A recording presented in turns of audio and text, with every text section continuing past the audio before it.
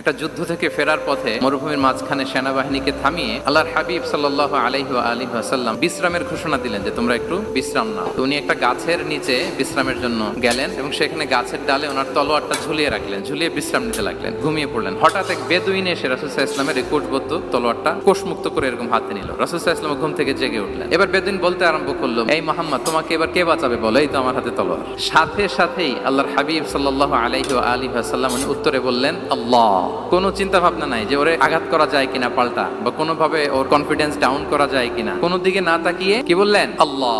সব সময় তিনি আল্লাহ কেন্দ্রিক ছিলেন। গায়ে সাউরে যখন আল্লাহ রাসূল সাল্লাল্লাহু আলাইহি ওয়াসাল্লাম এবং আবু বকর রাদিয়াল্লাহু তাআলা আনহু ওনারা আশ্রয় নিয়েছিলেন রাত্রিবেলায়। কুরাইশরা যখন খুঁজতেছিল, আবু বকর রাদিয়াল্লাহু তাআলা আনহু বলেন যে কুরাইশদের পা দেখা যাচ্ছে, ওরা যে হেঁটে যাচ্ছে, একটু উকি মারলে আমাদেরকে দেখা যায়। রাসূল সাল্লাল্লাহু আলাইহি ওয়াসাল্লাম আবু বকর রাদিয়াল্লাহু তাআলা আনহুকে বলেন যে আবু বকর, চিন্তা করো না, লা তাহসান, ইন্নাল্লাহা মা'ানা। আবু বকর, চিন্তা করো না, আল্লাহ আমাদের সাথে আছেন। সুবহানাল্লাহ।